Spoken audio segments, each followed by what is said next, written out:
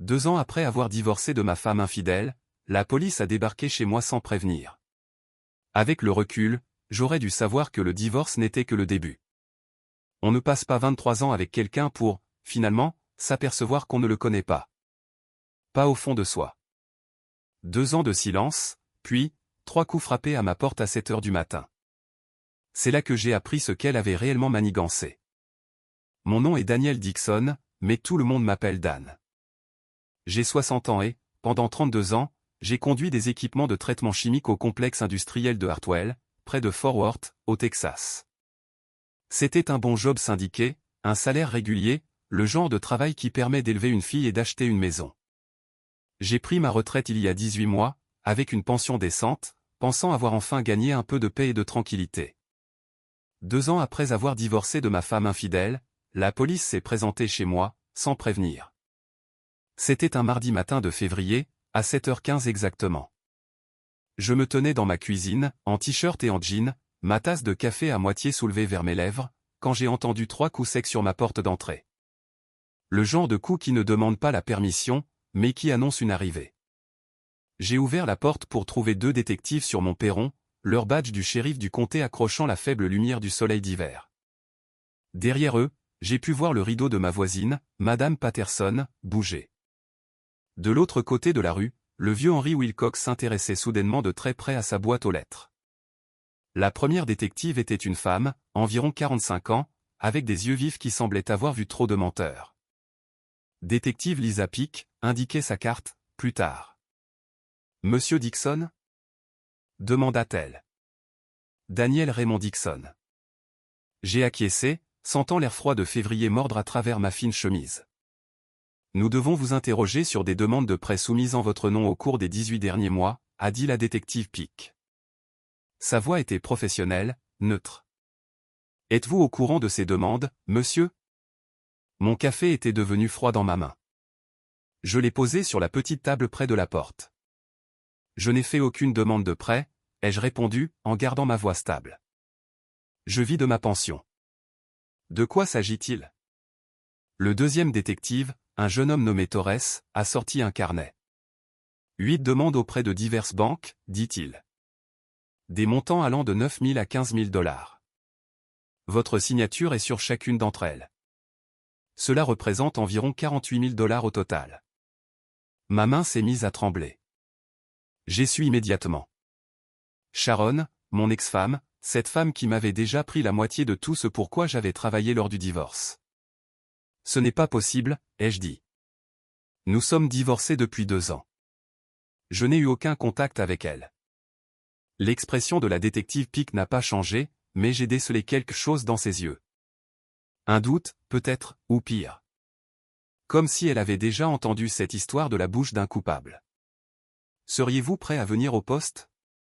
A-t-elle demandé. Demain après-midi, disons à 14 heures, pour répondre à quelques questions et nous aider à éclaircir tout cela. J'ai entendu ce qu'elle ne disait pas. Il pensait que c'était moi. Ou, du moins, il n'était pas sûr que ce ne soit pas moi. Oui, ai-je dit, d'accord, demain à 14 heures. Ils m'ont remercié, m'ont tendu une carte, et sont retournés vers leur berline banalisée. Je suis resté sur le seuil de ma porte jusqu'à ce qu'ils s'éloignent, conscient de chaque paire d'yeux fixés sur moi. Madame Patterson ne faisait même plus semblant, elle était juste là, à sa fenêtre, le téléphone déjà collé à l'oreille. J'ai fermé la porte et je me suis appuyé contre elle. Ma maison de location, petite et pleine de courants d'air, mais qui était la mienne, m'a soudainement semblé se refermer sur moi. Les murs étaient si fins que je pouvais entendre la télévision de mon autre voisin à travers les cloisons. Avant que je ne puisse bouger, j'ai entendu des pas sur mon perron. Frank Richardson, mon voisin de 2 maisons plus loin, n'a pas pris la peine de frapper. Il a ouvert la porte moustiquaire et a passé la tête à l'intérieur. « Dan, tu vas bien ?» a demandé Frank. Il avait 64 ans, était un ancien policier d'État à la retraite avec 30 ans de service derrière lui, bâti comme une borne d'incendie, avec des cheveux gris coupés courts, à la militaire. La police dit que quelqu'un a contracté des prêts en mon nom, ai-je dit. Ma voix était plus rauque que je ne l'aurais voulu. 8 prêts, près de 50 000 $. La mâchoire de Frank s'est contractée. Il est entré et a fermé la porte derrière lui. Sharon, a-t-il dit. Ce n'était pas une question. Qui d'autre? Ai-je répondu. Frank était mon voisin depuis que j'avais emménagé dans cette location après le divorce. Il m'avait vu au plus bas. Il m'avait aidé à déménager mes quelques biens restants, et s'était assis avec moi les soirs où le silence devenait trop bruyant. Quand lui as-tu parlé pour la dernière fois? A demandé Frank. Le jour où le divorce a été prononcé. Il y a 24 mois. J'ai regardé mes mains. Elles tremblaient encore. Je pensais que c'était fini, Frank. Je pensais en avoir terminé avec elle. Frank a jeté un coup d'œil vers la rue où Madame Patterson regardait toujours. Viens, a-t-il dit, parlons à l'intérieur. Pas besoin de donner un spectacle à tout le quartier. Frank a fait du café pendant que j'étalais mes papiers de divorce sur la table de la cuisine. Le décret comportait 8 pages de jargon juridique qui se résumait à un fait simple, Sharon gardait la maison et 42 000 $ de capitaux propres. Moi, je gardais ma pension et mon camion. Tout le reste, ce que nous avions construit en 23 ans de mariage, avait été divisé en deux ou vendu. Regarde ça, ai-je dit, en pointant la page 6. Toutes les dettes contractées par l'une ou l'autre des parties après l'exécution de ce décret seront de la seule responsabilité de la partie ayant contracté la dite dette. Frank s'est penché par-dessus mon épaule, lisant. Il sentait le vieux parfum et le café. Cela devrait te protéger, a-t-il dit. Mais il y a autre chose ici. Il a tapoté une note que j'avais écrite dans la marge. C'est quoi, ça? J'avais écrit, Sharon a besoin du numéro de sécurité sociale pour la déclaration d'impôt finale, donnée le 15 mars 2023. Notre dernière année de mariage, nous avons déposé une déclaration commune, ai-je expliqué. Une semaine après mon départ, elle a appelé. Elle a dit qu'elle avait besoin de mon numéro de sécurité sociale pour terminer les papiers. Je le lui ai donné, sans réfléchir. Dan, a dit Frank doucement, c'est comme ça qu'elle a fait. Mon estomac s'est noué. 23 ans de mariage, et je lui avais remis les clés pour me détruire, sans même y penser. Mon téléphone a vibré. Émilie, ma fille, rappelait enfin. Je lui avais laissé 3 messages depuis que la police était passée. Papa, a dit Émilie quand j'ai répondu. Sa voix était tendue, contrôlée. C'était la voix qu'elle utilisait au travail face aux patients difficiles. Elle était infirmière à Harris Methodist, et ce ton professionnel signifiait qu'elle était bouleversée. Ma chérie, j'ai besoin de te parler de quelque chose, j'ai commencé. Je sais déjà, m'a-t-elle interrompu. Maman m'a appelé ce matin. Elle m'a dit ce qui se passe. Ma poitrine s'est serrée. Qu'est-ce qu'elle t'a dit? Que tu as des ennuis avec la police. Que tu essaies de lui rejeter la faute pour des prêts que tu as contractés. La voix d'Émilie a tremblé. Elle a dit que tu l'appelais pour la menacer. Papa, qu'est-ce qui se passe? J'ai serré le téléphone plus fort. Frank m'observait, son instinct de flic lisant chaque expression sur mon visage. Émilie, écoute-moi, ai-je dit, en gardant ma voix calme.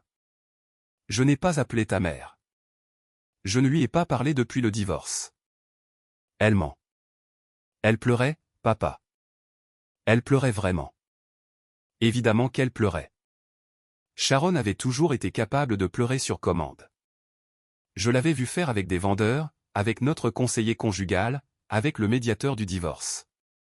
Les larmes étaient son arme de prédilection. Je peux prouver que je n'ai pas contracté ces prêts, ai-je dit. La police m'a montré des signatures falsifiées, des relevés bancaires avec des dépenses que je n'ai jamais faites. Émilie, elle vole mon identité. Silence à l'autre bout du fil. Pendant un instant, j'ai cru que j'avais réussi à la convaincre. Je ne peux pas faire ça maintenant, a dit Émilie finalement. Je dois aller au travail. Ne m'appelle plus pour me parler de maman, papa, s'il te plaît.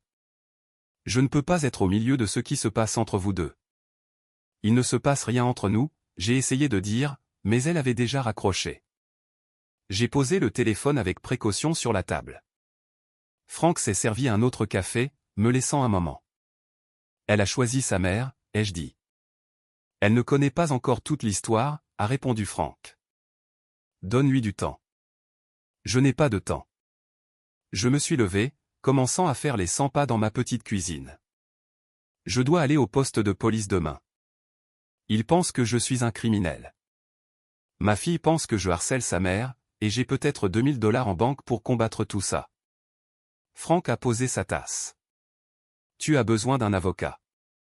Je n'ai pas les moyens d'en prendre un. Tu n'as pas les moyens de ne pas en avoir, a dit Frank. Qui s'est occupé de ton divorce? Janet Reeves. Ça m'a coûté 250 $ de l'heure pour regarder Sharon tout me prendre. Appelle-la quand même, a dit Frank. Vois ce qu'elle dit. Et Dan. Il a attendu que je le regarde. N'abandonne pas encore. Sharon a fait une erreur en s'en prenant à toi. Elle aurait dû rester loin. Après le départ de Frank, je suis resté assis seul dans ma cuisine, fixant mon téléphone. À travers le mur, j'entendais la télévision de mon voisin, un jeu télévisé avec des rires enregistrés qui sonnaient creux et lointains. Sharon travaillait sur ce plan depuis 2 ans. 2 ans à falsifier ma signature, à voler mon identité, à détruire mon crédit, et maintenant elle avait convaincu Emily que j'étais le problème. J'ai repris mon téléphone et j'ai appelé Janet Reeves. Il était temps de commencer à se battre. Le bureau de la détective Peak sentait le café brûlé et la frustration. Je me suis assis en face de son bureau à 14 heures précises, mon dossier de documents de divorce sur mes genoux. Elle m'avait fait attendre 20 minutes, probablement une tactique pour me faire transpirer. Monsieur Dixon, dit-elle, en faisant glisser une pile de photocopies de demandes de prêt sur son bureau. Regardez-les. J'ai pris la première. Prêt personnel, 11 000 $, soumis il y a 16 mois à la First Texas Bank. Mon nom, mon numéro de sécurité sociale, mon historique d'emploi à Hartwell Industrial.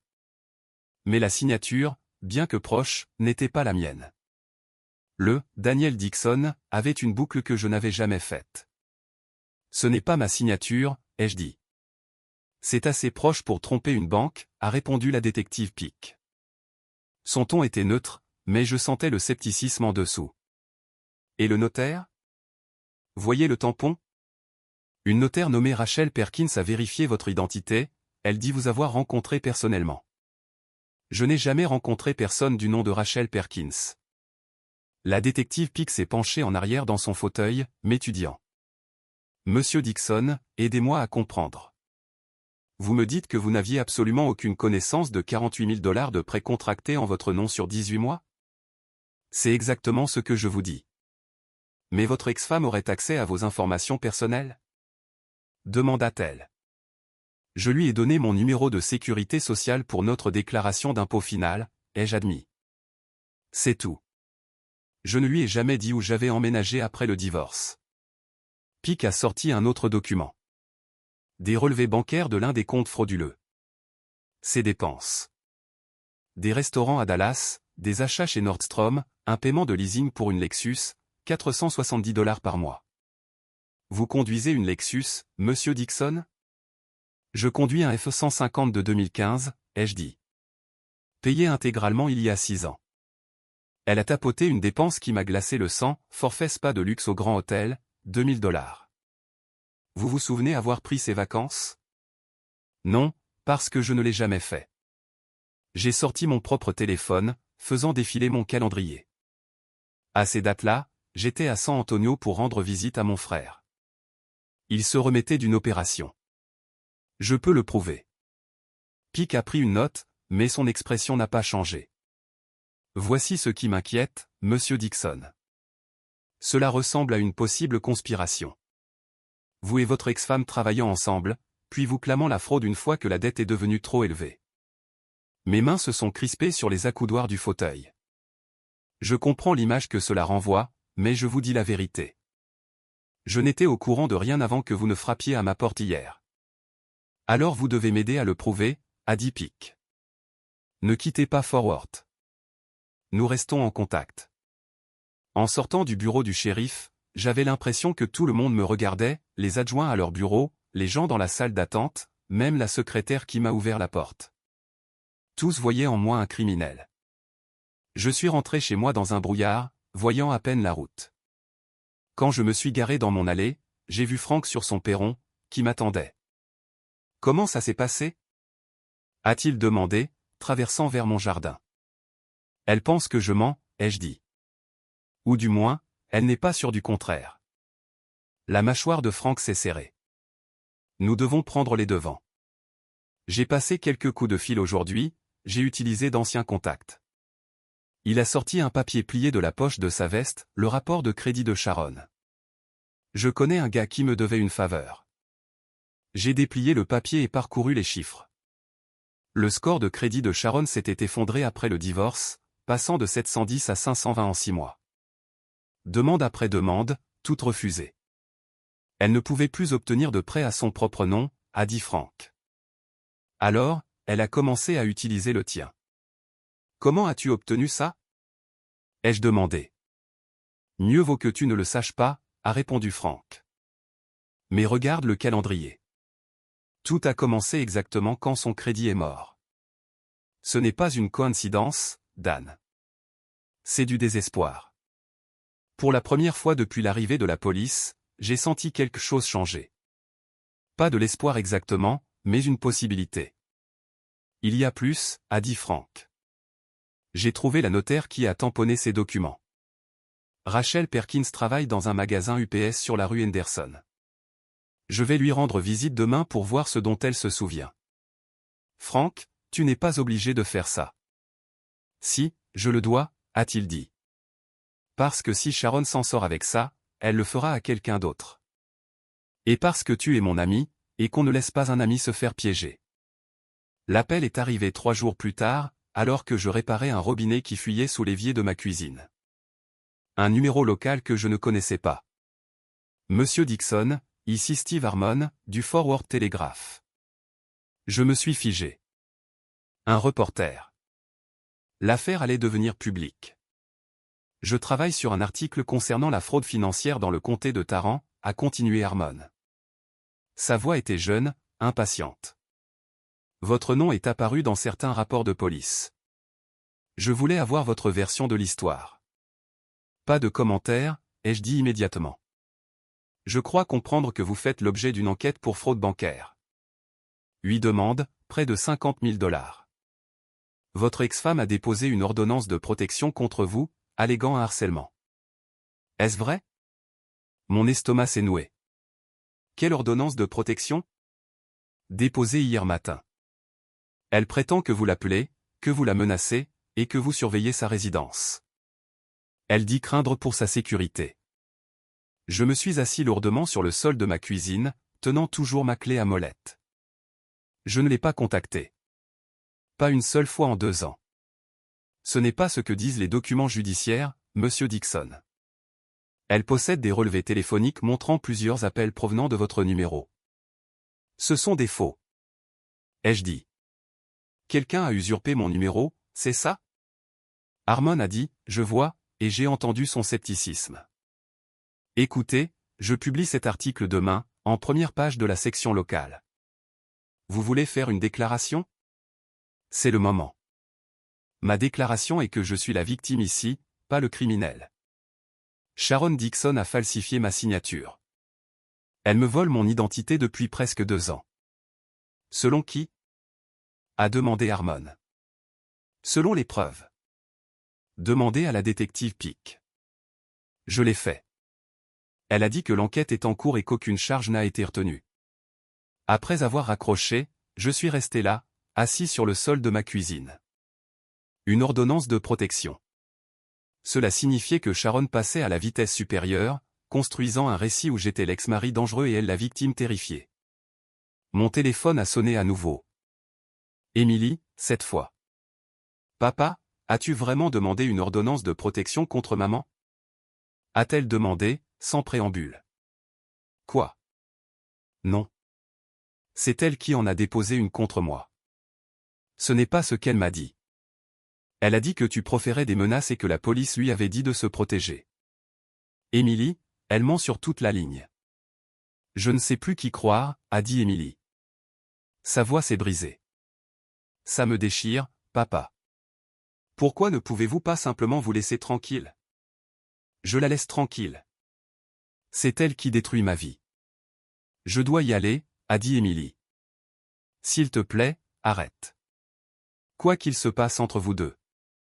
S'il te plaît, arrête. Elle a raccroché avant que je ne puisse répondre. J'ai appelé Frank. Il est arrivé en 5 minutes. Le journal publie un article demain, lui ai-je dit. En première page. Et Sharon a déposé une ordonnance de protection. Elle prétend que je l'ai menacée. L'expression de Frank s'est assombrie. Elle t'enferme, elle fait en sorte qu'il te soit plus difficile de te défendre. Comment combattre quelqu'un qui est prêt à mentir sur tout? Frank a répondu, avec la vérité. J'ai parlé à Rachel Perkins aujourd'hui, la notaire. Elle se souvient. Elle dit qu'une femme correspondant à la description de Sharon lui a payé $200 en liquide pour tamponner des documents, sans rien vérifier. Est-ce qu'elle va témoigner? Elle a peur, elle ne veut pas d'ennui, mais j'ai réussi à lui faire écrire une déclaration. Frank a sorti une page manuscrite. Ce n'est pas grand-chose, mais c'est un début. Mon téléphone a vibré. Un texte d'un numéro inconnu, tu vas payer pour ce que tu m'as fait. Je m'assurerai que tout le monde sache quel genre d'homme tu es vraiment. J'ai montré le message à Frank. Il a pris une capture d'écran avec son propre téléphone. Ça vient de Sharon, ai-je dit. Enregistre tout, a dit Frank. Enregistre absolument tout. Elle commence à devenir négligente, Dan. Les gens en colère font des erreurs. La lettre de la caisse de retraite de l'État du Texas est arrivée un vendredi matin. Papier à en-tête officielle, courrier recommandé.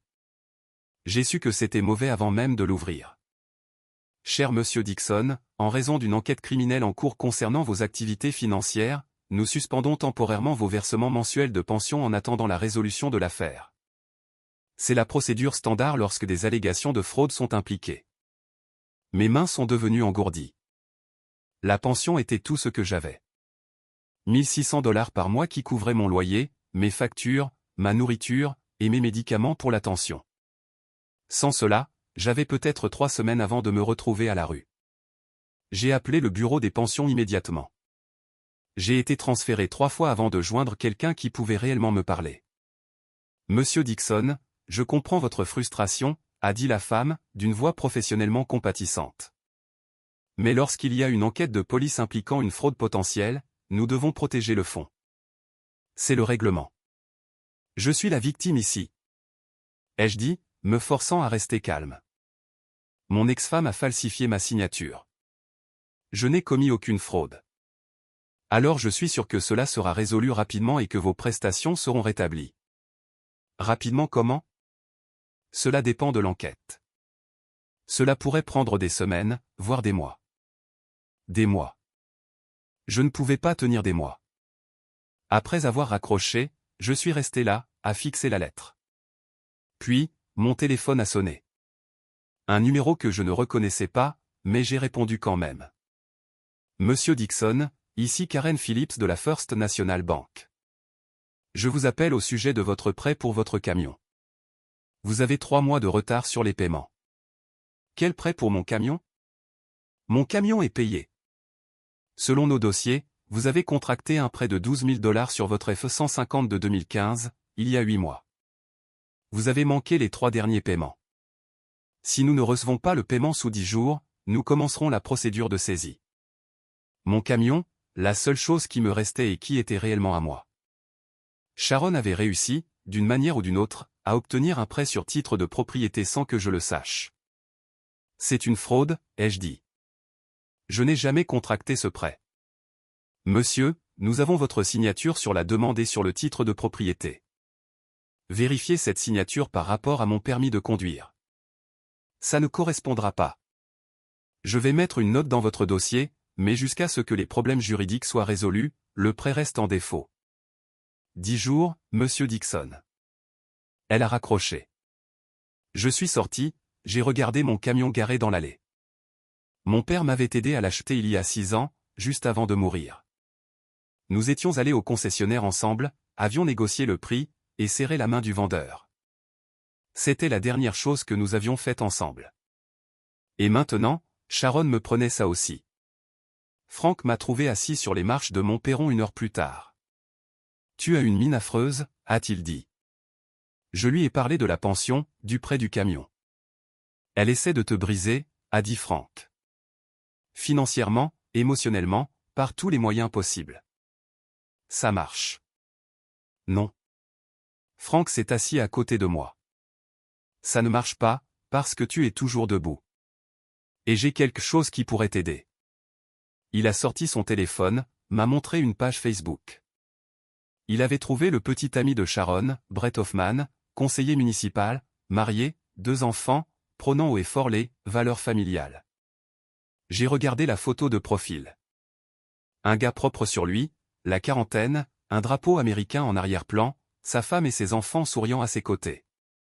C'est pour lui qu'elle m'a quitté, ai-je dit. Ouais.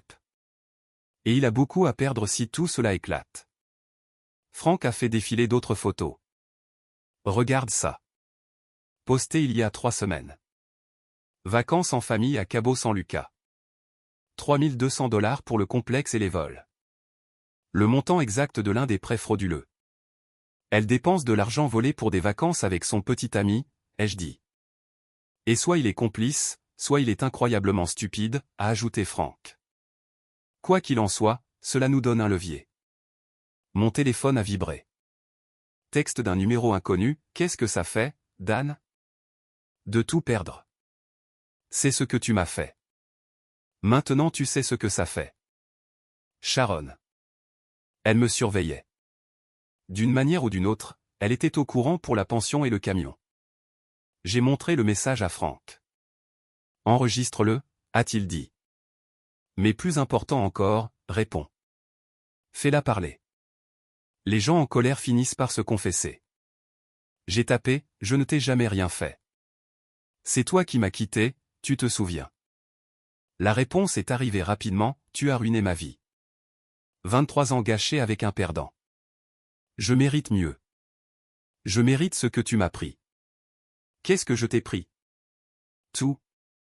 Ma jeunesse, mes rêves, ma chance de bonheur. Tu me redevable. Et je viens récupérer mon dû. Franck lisait par-dessus mon épaule. On y est. Elle pense qu'elle a le droit de te détruire. Ce n'est pas le message de quelqu'un qui a peur. C'est quelqu'un qui se sent justifié. Un autre message est arrivé, Brett me traite mieux en un jour que toi en 23 ans. Il m'achète des choses, m'emmène en voyage, me fait me sentir précieuse. Est-ce que Brett t'aide à contracter des prêts en mon nom? Ai-je tapé? Longue pause. Puis, tu ne peux rien prouver. Pas un déni. Presque un aveu. Fais des captures d'écran de tout, a dit Franck. On va la coincer. L'appel est arrivé à 2 heures du matin. J'étais réveillé de toute façon, allongé dans mon lit, fixant le plafond, faisant des calculs mentaux.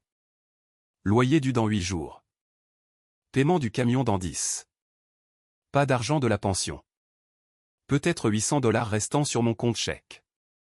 J'ai répondu dès la première sonnerie. Papa. La voix d'Émilie. Mais elle n'allait pas bien. Elle tremblait. Elle avait peur. Émilie? Qu'est-ce qui ne va pas? Je suis à l'hôpital. Harris méthodiste. J'ai besoin que tu viennes. Mon cœur s'est arrêté. Tu es blessé? Non, je travaille. Mais papa, j'ai besoin de te parler. S'il te plaît, tu peux venir? 20 minutes plus tard, j'entrais aux urgences. Émilie m'a rejoint dans le couloir, près du poste des infirmières. Sa blouse avait des taches de sang, ses cheveux étaient attachés en une queue de cheval désordonnée. Elle avait l'air épuisée. Qu'est-ce qui se passe? Ai-je demandé. Elle m'a entraîné dans une salle de consultation vide, et a fermé la porte. Je suis allé chez maman ce soir après mon service, a dit Émilie, pour lui rendre des plats qu'elle m'avait prêtés. La porte n'était pas verrouillée, alors je suis entré. Elle a fait une pause, choisissant ses mots avec soin. Papa, elle a ton courrier. Des piles entières. Des relevés bancaires, des offres de cartes de crédit, des avis de pension. Tous adressés à toi, tous ouverts. Mes jambes ont faibli. Combien? Des mois de courrier. Peut-être 1 an. J'ai pris des photos avant qu'elle ne m'attrape. Émilie a sorti son téléphone, m'a montré image après image, mon courrier étalé sur la table de la cuisine de Sharon. Certains dataient d'il y a 18 mois. Elle est devenue folle quand elle m'a vu prendre des photos, a continué Émilie. Elle a commencé à hurler que je la trahissais, que tu m'avais retourné contre elle. Elle a dit des choses, papa, des choses horribles sur toi. Sur nous. Quelles choses? Les yeux d'Émilie se sont remplis de larmes. Elle a dit qu'elle méritait tout ce qu'elle t'avait pris, que tu lui devais ça pour avoir gâché ses meilleures années. Elle a dit qu'elle planifiait ça depuis avant le divorce, qu'elle allait te saigner à blanc, et qu'il n'y avait rien que tu puisses faire. J'ai pris Émilie dans mes bras. Elle s'est accrochée à moi comme si elle se noyait. Je suis tellement désolée, a-t-elle murmuré. J'aurais dû te croire dès le début. Elle m'a menti pendant tout ce temps. Ce n'est pas ta faute, ai-je dit. Si, ça l'est. Je l'ai choisi à ta place. J'ai laissé son venin me monter contre toi. Émilie s'est reculée, a essuyé ses yeux. Mais c'est toi que je choisis maintenant.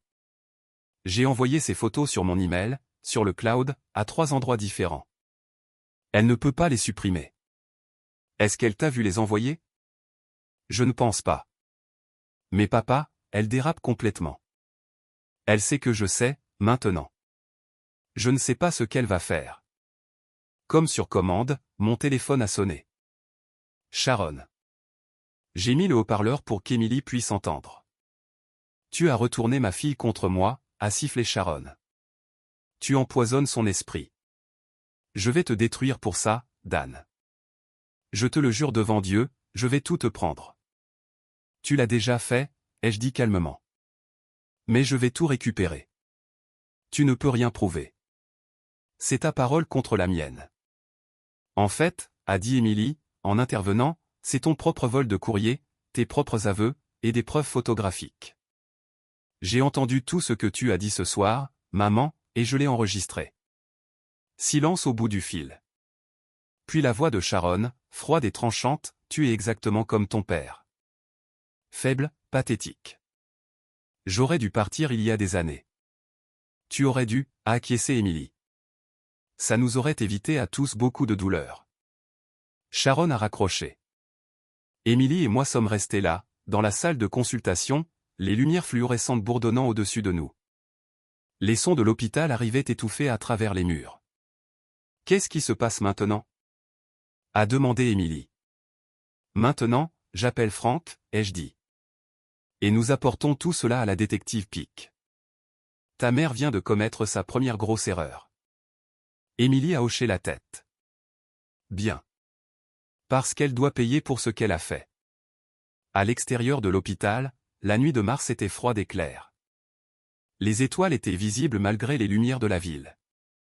Pour la première fois depuis des semaines, j'avais l'impression de pouvoir respirer. Ma fille était de retour. J'avais des preuves.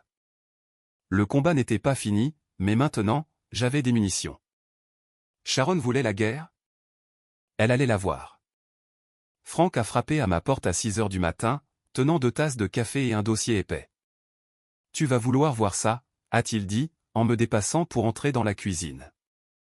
Il a étalé les documents sur ma table comme s'il préparait un dossier d'accusation. J'ai fait quelques recherches sur Brett Hoffman, le conseiller municipal.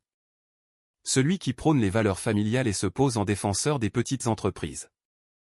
Le petit ami de Sharon, ai-je précisé. Oui, mais voici la partie intéressante. Frank a sorti une impression de registre foncier. Il y a 3 mois, Hoffman a acheté une maison au bord d'un lac à Granbury. Il a payé 340 000 $ en liquide, sans hypothèque. J'ai regardé la date. C'était pile au moment où les prêts frauduleux étaient contractés. Où un conseiller municipal trouve-t-il autant d'argent liquide? Ai-je demandé. Exactement. Frank m'a montré d'autres papiers. Son salaire est de 65 000 $ par an. Sa femme ne travaille pas. Ils ont 2 enfants dans des écoles privées, 2 mensualités de voiture, et une hypothèque sur leur résidence principale. Le calcul ne colle pas. Tu penses qu'il est complice? Je pense que soit Sharon le paie, soit ils sont partenaires, a dit Frank. Quoi qu'il en soit, il a énormément à perdre si cela s'ébruite. Un homme marié, politicien des valeurs familiales, achetant une propriété au bord de l'eau avec de l'argent volé. Mon téléphone a vibré. La détective Pic me demandait de venir au poste aujourd'hui à 10 heures. Apporter toute nouvelle preuve. Franck et moi sommes arrivés en avance. Émilie nous a rejoints sur le parking, toujours dans sa blouse après sa nuit de garde. Elle avait l'air épuisée, mais déterminée. Prête ? Lui ai-je demandé. Plus que prête, a-t-elle répondu. Le bureau de la détective Pic semblait identique, mais son expression était différente, moins sceptique, plus intéressée. Monsieur Dixon, dit-elle, désignant les chaises en face de son bureau. Vous avez dit que vous aviez de nouvelles preuves. Émilie s'est avancée la première. Je suis la fille de Dan, Émilie Dixon. Je travaille comme infirmière à Harris Methodist.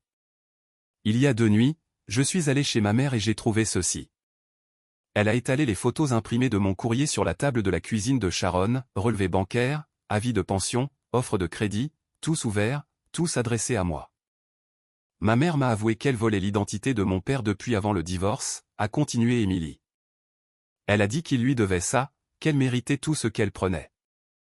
J'ai enregistré la conversation. Émilie a lancé l'audio sur son téléphone. La voix de Sharon était claire et colérique, « Je mérite ce que tu m'as pris. Tu me redevable et je viens récupérer mon dû.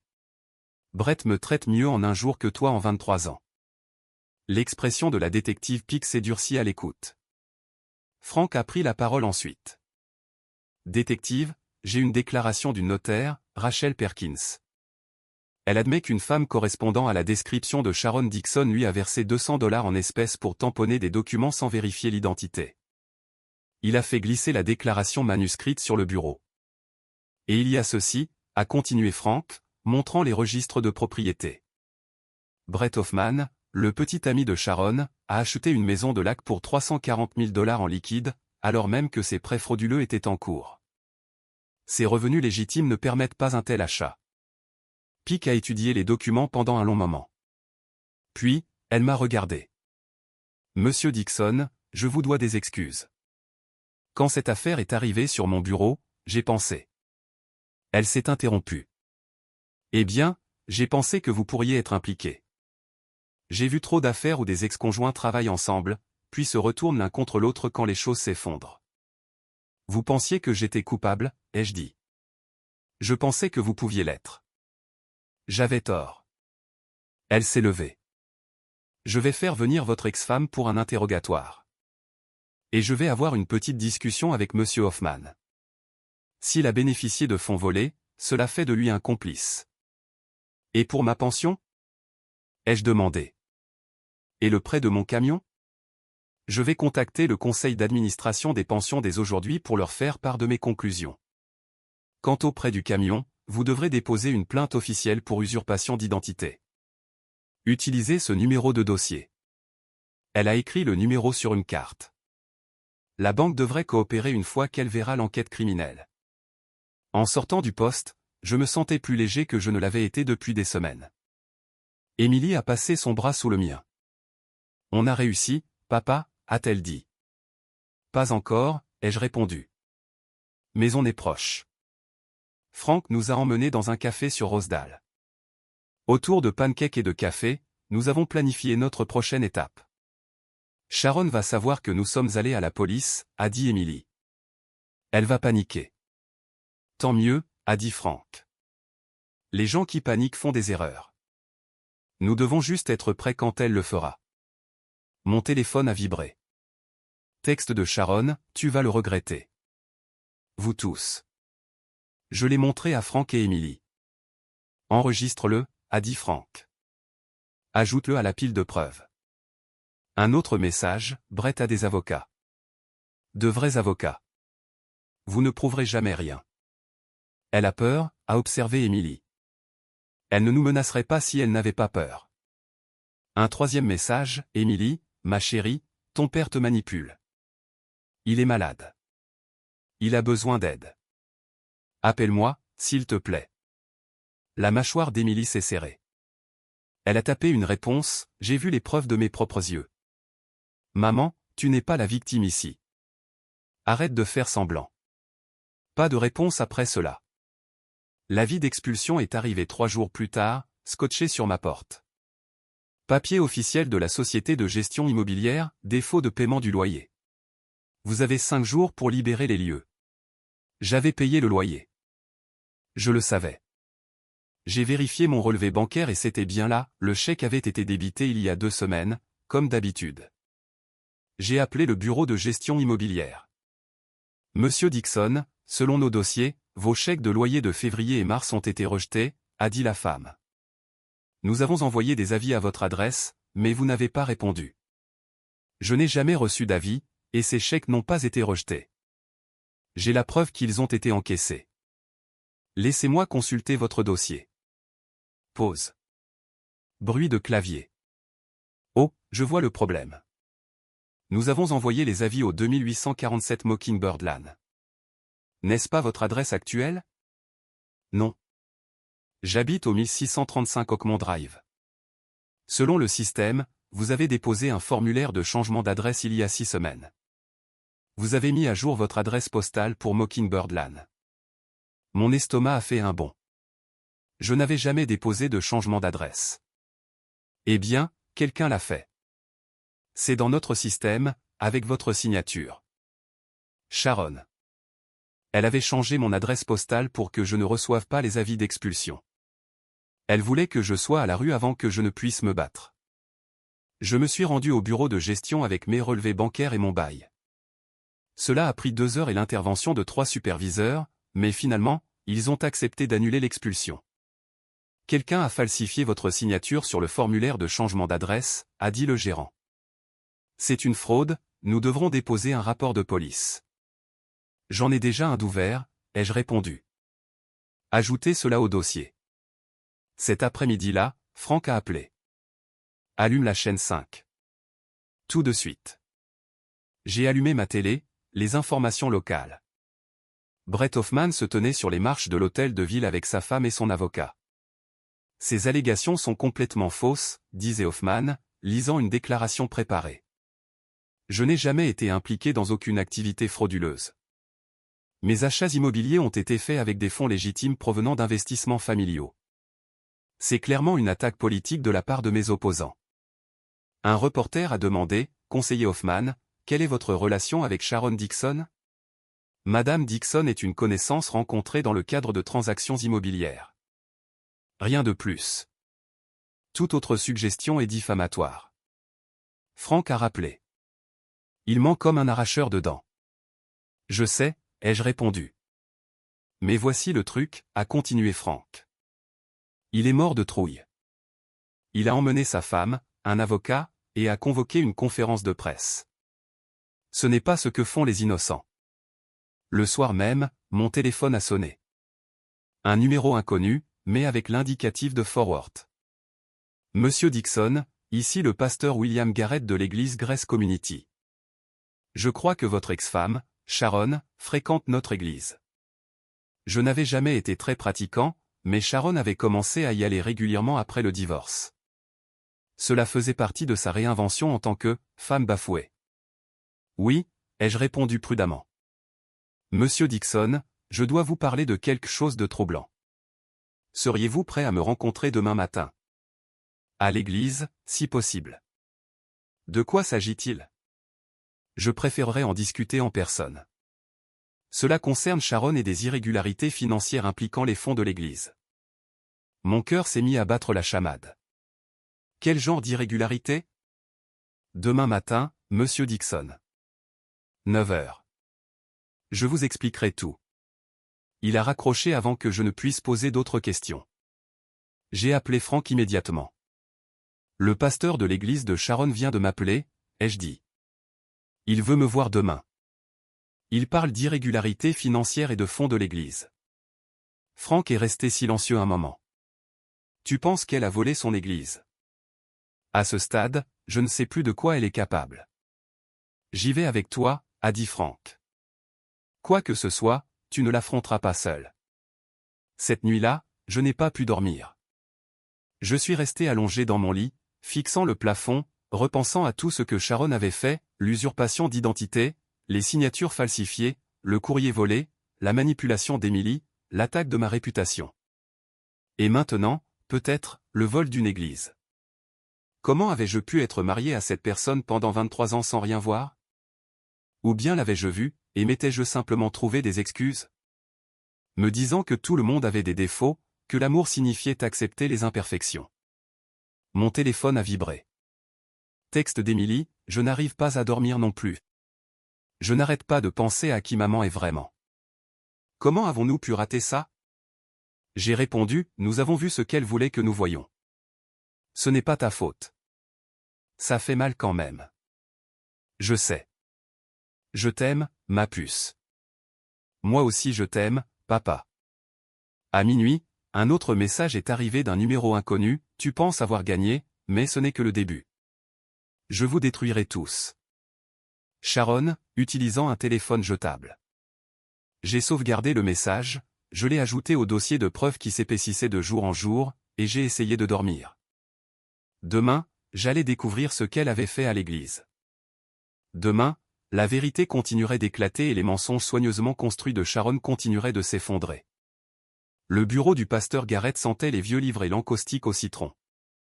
C'était un homme d'une 60aine d'années, aux cheveux gris et aux yeux fatigués, qui semblait avoir trop vu de la nature humaine. Frank était assis à mes côtés pendant que le pasteur étalait des documents financiers sur son bureau. Monsieur Dixon, il y a 3 mois, notre trésorier a remarqué des écarts dans notre fonds de construction, a commencé le pasteur Garrett. De petites sommes au début. 2 cents par-ci, 3 cents par-là. Nous avons pensé à des erreurs de comptabilité. Mais ce n'étaient pas des erreurs, ai-je dit. Non. Sharon est bénévole en tant que coordinatrice des collectes de fonds. Elle a accès au dossier des dons, aux informations sur les donateurs. Nous lui faisions confiance. Il a sorti un grand livre. Sur 18 mois, environ 47 000 $ ont disparu de divers comptes de l'Église. Le montant exact de mes prêts frauduleux. Elle volait l'Église pour rembourser les prêts qu'elle avait contractés en mon nom, ai-je conclu. Nous le pensons, mais il y a plus. Le pasteur Garrett m'a montré un autre document. Nous avons trouvé des demandes de cartes de crédit pour plusieurs de nos membres les plus âgés, des gens qui faisaient confiance à Sharon pour les aider dans leurs finances. Beaucoup de veuves ou de veufs. Elle avait accès à leurs informations personnelles via notre ministère d'entraide. Mon estomac s'est retourné. Combien? Au moins 4, d'après ce que nous avons trouvé jusqu'à présent. Peut-être plus. Sa voix était lourde de culpabilité. Je l'ai introduite dans notre communauté. J'ai porté garant pour elle, et elle a utilisé cette confiance pour s'attaquer à des personnes vulnérables. Ce n'est pas votre faute, ai-je dit. Ne laisse pas? Je suis leur berger. J'aurais dû les protéger. Frank a pris la parole, pasteur, avez-vous contacté la police? Hier. La détective Pick vient cet après-midi pour récupérer nos registres financiers. Mais monsieur Dixon, je voulais vous le dire en premier.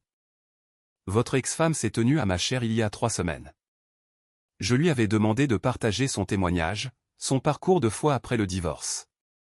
Elle a parlé de pardon, de reconstruction. Et pendant tout ce temps, elle volait les gens assis sur ses bancs. Il m'a regardé avec une sorte d'excuse dans les yeux. Je l'ai cru, monsieur Dixon, quand elle m'a dit que vous étiez instable, qu'elle avait peur de vous, que vous la harceliez. J'ai cru chaque mot. J'ai même parlé contre vous depuis la chaire. Je vous ai décrit comme un homme troublé qui avait besoin de prière et d'intervention. Je suis désolé. Vous ne pouviez pas savoir, ai-je dit. J'aurais dû. Les signes étaient là. Je ne voulais juste pas les voir. En sortant de l'église, Frank a posé sa main sur mon épaule. Encore d'autres victimes, dit-il. Peut-être plus. Elle est finie, Dan. On ne s'en sort pas indemne après ça. Cet après-midi-là, la détective Pick a appelé. Brett Hoffman avait été arrêté. Conspiration en vue de commettre une fraude, complicité après les faits, blanchiment d'argent. Sa carrière politique était finie, son mariage aussi, et il risquait 5 à 10 ans de prison. Il est prêt à témoigner contre Sharon en échange d'une réduction de peine, a précisé Pick. Il dit qu'elle a tout planifié. Lui, il n'aurait fourni que l'argent et la couverture politique. Il ment probablement sur son degré d'implication, mais on prend ce qu'on peut. Et pour Sharon? Nous l'interpellons demain matin. Plusieurs chefs d'accusation d'usurpation d'identité, fraude, détournement de fonds, abus de confiance sur personnes âgées. Elle risque entre 20 et 25 ans. Son avocat parle déjà d'un accord de plaidoyer. 25 ans. Sharon aurait plus de 80 ans à sa sortie. Si elle sortait un jour. Il y a encore une chose, a ajouté Pic. Nous avons trouvé des preuves qu'elle prévoyait de disparaître. Un faux passeport, un compte bancaire offshore, des billets d'avion pour le Costa Rica. Elle allait vider tous les comptes qu'elle pouvait et s'évaporer. Quand? Le mois prochain. Vous l'avez démasqué juste à temps, monsieur Dixon. Le soir même, Emily est venue avec le dîner. Des lasagnes maison, la recette de sa grand-mère. Nous avons mangé dans ma petite cuisine et, pour la première fois depuis des mois, le silence était confortable au lieu d'être pesant. L'hôpital a appelé, a dit Emily. Ta pension est entièrement rétablie. Il t'envoie un chèque pour les mois que tu as manqués. C'est bien, ai-je dit. Je vais enfin pouvoir te rembourser pour les courses. Tu ne me dois rien, papa. Si, je te dois tout. Tu es resté à mes côtés quand tout le monde s'est détourné, même quand ta propre mère te mentait. Emily a posé sa fourchette. Papa, je dois te demander quelque chose. Comment as-tu pu rester marié avec elle pendant 23 ans? Comment n'as-tu pas vu qui elle était? J'y ai réfléchi longuement. J'en ai vu des morceaux, ai-je admis. Les mensonges, la manipulation, la façon dont elle pouvait verser des larmes dès qu'elle avait besoin de quelque chose. Mais je me disais que tout le monde avait des défauts. Que l'amour, c'était accepter les imperfections. Et je ne voulais pas admettre que j'avais fait une erreur. Je ne voulais pas admettre que j'avais gâché toutes ces années pour quelqu'un qui ne m'aimait pas en retour. Elle t'a aimé, a dit Emily, à sa manière brisée. Non, ai-je dit fermement. L'amour ne vole pas. L'amour ne détruit pas. Ce que Sharon ressentait pour moi, c'était de la possession, pas de l'amour. Et je suis content que ce soit fini. Le procès a duré 3 semaines. Sharon a plaidé non coupable malgré la montagne de preuves contre elle. Son avocat a essayé de la présenter comme une victime de maladie mentale, d'un mariage abusif, de circonstances indépendantes de sa volonté. Le jury n'y a pas cru. Ils ont entendu le trésorier de l'église parler des fonds volés. Ils ont entendu 4 victimes âgées qui avaient confié leurs informations personnelles à Sharon. Ils ont entendu le témoignage d'Emily sur le courrier volé et les aveux de Sharon. Ils ont entendu les appels téléphoniques enregistrés où Sharon admettait tout. Et ils ont entendu Brett Hoffman, qui a témoigné que Sharon avait planifié tout le stratagème, qu'elle l'avait manipulé pour l'aider, et qu'elle avait utilisé ses relations politiques pour retarder l'enquête. Le jury a délibéré pendant 6 heures. Coupable de tous les chefs d'accusation. Le juge l'a condamné à 18 ans de prison fédérale. Brett Hoffman a écopé de 5 ans pour son rôle de complice. J'étais assis dans la salle d'audience et j'ai regardé le visage de Sharon lorsqu'on lui a mis les menottes pour l'emmener. Elle m'a regardé une seule fois, et j'ai vu dans ses yeux quelque chose que je n'y avais jamais vu auparavant, de la peur. Pas la peur de la prison, mais la peur d'avoir enfin perdu le contrôle. La peur que ses manipulations aient échoué, que le monde ait enfin vu qui elle était réellement. Je n'ai rien ressenti. Ni satisfaction, ni colère, ni tristesse. Juste du soulagement que ce soit enfin terminé. 4 mois plus tard, je me tenais dans mon nouvel appartement. Pas une location, cette fois, mais un petit appartement que j'ai acheté avec l'argent d'un règlement obtenu contre les banques, qui n'avaient pas su détecter la fraude de Sharon. 2 chambres, ma propre place de parking, et une vue sur le parc.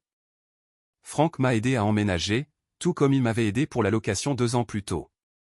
Mais cette fois-ci, c'était différent.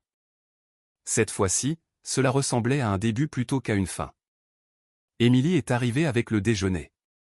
Elle avait été promue à l'hôpital et voyait quelqu'un de nouveau. Elle avait l'air plus heureuse que je ne l'avais vue depuis des années.